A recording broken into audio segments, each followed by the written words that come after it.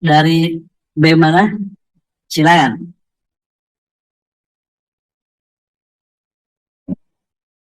Baik. Assalamualaikum warahmatullahi wabarakatuh. Selamat sore rekan-rekan semua, rekan-rekan media dan yang terhormati, yang saya hormati, Bapak Dewan sekalian.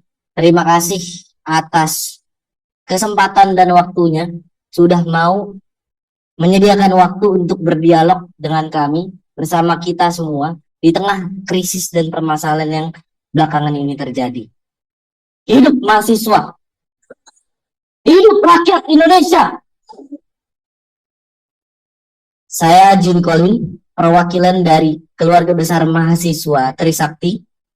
Rasanya beberapa poin yang ingin saya sampaikan sebelumnya sudah tersampaikan dengan begitu baik oleh rekan saya dari BEM UI. Mungkin beberapa poin tambahan yang ingin saya amanatkan kepada bapak-bapak Dewan selaku perwakilan kami sebagai mahasiswa dan rakyat Indonesia tentunya. Jauh beberapa bulan, mungkin beberapa minggu, sebelum kejadian Afan Kurniawan yang begitu menyayat hati kami, terjadi pula seorang anak kecil mati, meninggal dunia di tengah krisis ekonomi yang dialami keluarganya. Mungkin rekan-rekan semua tahu, rekan-rekan media pun pasti tahu bagaimana proses kematian itu bisa keluar cacing dari, alat kelaminnya, dari hidungnya, dan ditemukan 1 kilogram cacing di dalam tubuhnya. Berselang beberapa minggu kemudian, beberapa saat kemudian, Indonesia merdeka. Kami merayakan 80 tahun kemerdekaan Indonesia. Dan apa hadiahnya? Kita mendapatkan kabar rekan-rekan bahwasannya dewan-dewan yang menjadi perwakilan dari kita semua, yang agaknya kita semua kadangkala, mungkin sering kali tidak merasa terwakilkan, namun dapat mendapatkan kenaikan gaji dan tunjangan yang begitu tinggi. Di tengah kemewahan yang sudah bapak-bapak dan ibu-ibu semua rasakan, dan di tengah tekanan krisis yang masyarakat kecil di bawah alami. Pertama-tama menanggapi hal itu, saya menuntut untuk bapak-bapak dewan dan pemerintah sekalian untuk segera mengesahkan rancangan undang-undang perampasan aset sekiranya dalam kurun waktu 30 hari. Melihat bagaimana indeks persentase korupsi Indonesia yang saat ini terakhir audit itu mendapatkan skor sebanyak 22. Yang mana dalam penilaian skor itu 0 artinya tingkat korupsi itu begitu parah, dan 100 artinya negara itu begitu bersih dari korupsi. Indonesia mendapatkan skor 22 di tengah standar internasional yaitu sebesar 43. Bahkan jika disandingkan dengan negara-negara tetangga, poin kita begitu buruk sekali, Pak.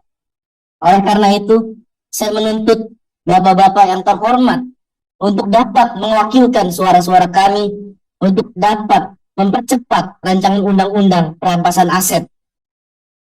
Indonesia sekiranya kehilangan sebanyak 588 triliun akibat korupsi dalam dekade terakhir. Berdasarkan data dari KPK tahun 2024, aset recovery rate Indonesia hanya 0,2% dibanding standar internasional 3-5%. Kalkulasi impact dana hasil perampasan dapat membiayai pembangunan 2.940 km jalan tol atau 588.000 unit rumah subsidi. Kemudian daripada itu, kami juga menuntut bapak-bapak sekalian untuk dapat segera menuntaskan pelanggaran HAM berat. Hentikan kriminalisasi aktivis dan mahasiswa. Jauhkan budaya represivitas terhadap hak-hak kita selaku mahasiswa dan masyarakat untuk bersuara. Saya berani bersaksi bahwasannya kami di sini kaum terpelajar, mahasiswa-mahasiswi, tidak mungkin, Pak, kami menyuarakan pendapat kami, aspirasi kami, keluhan rakyat, jeritan rakyat dengan tindakan-tindakan anarkis. Betul tadi kata saudara dari BMUI, bahwasannya beberapa hari belakangan ini mungkin banyak sekali propaganda dari beberapa oknum-oknum provokator untuk mencederai nilai-nilai perjuangan yang kami perjuangkan ini. Itu sangat menghambat kami dalam bergerak. Selanjutnya, tuntutan untuk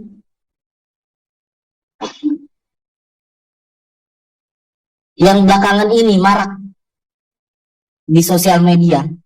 Saya kira bapak-bapak dan ibu-ibu semua tahu 17+8 tuntutan rakyat yang dilayangkan oleh masyarakat Indonesia yang sekiranya mungkin sudah tersebar lebih dari ratusan ribu.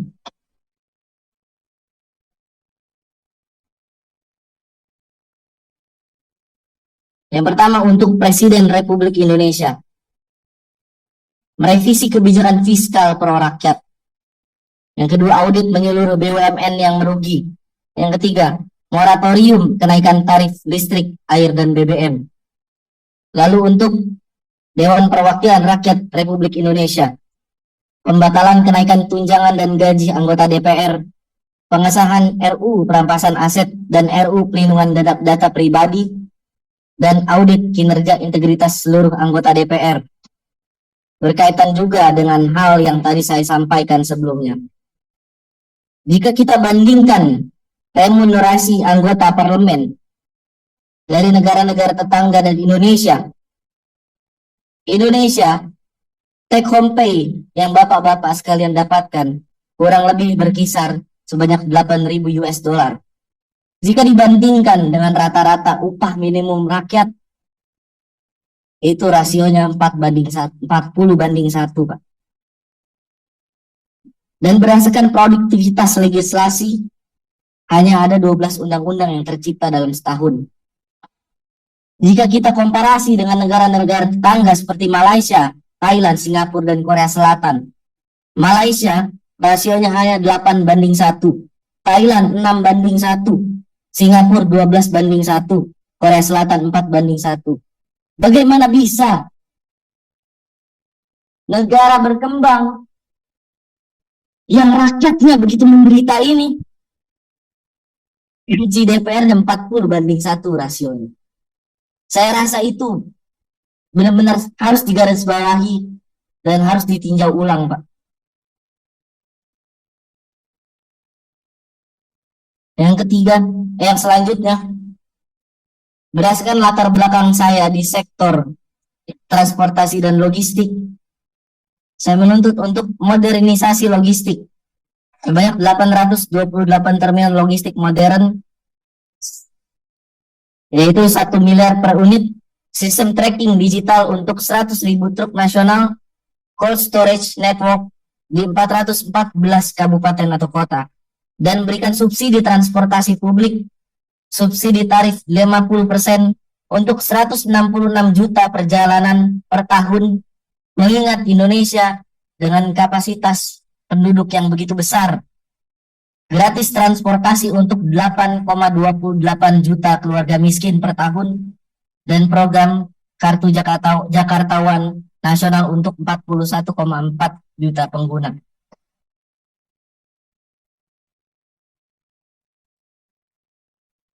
Mungkin sekiranya itu tuntutan yang ingin saya ajukan. Bahkan saya memohon untuk bapak-bapak sekalian selaku perwakilan saya dan teman-teman semua untuk dapat memperjuangkan hal tersebut. Karena ini berkaitan juga dengan integritas kita, Pak. Integritas bapak-bapak sekalian selaku Dewan Perwakilan Rakyat yang kami pilih sendiri dengan tangan kami ini. Indonesia 2045 mempunyai cita-cita Indonesia emas. Hal itu didasarkan oleh bonus demografi yang nantinya kita dapatkan di tahun tersebut. Saya harap kita semua dan bapak-bapak semua yang memiliki peran begitu krusial untuk membina generasi muda ini tidak menyia-nyiakan bonus demografi yang akan datang itu, Pak. Sekian dari saya, terima kasih. Terima kasih dari BM Trisakti.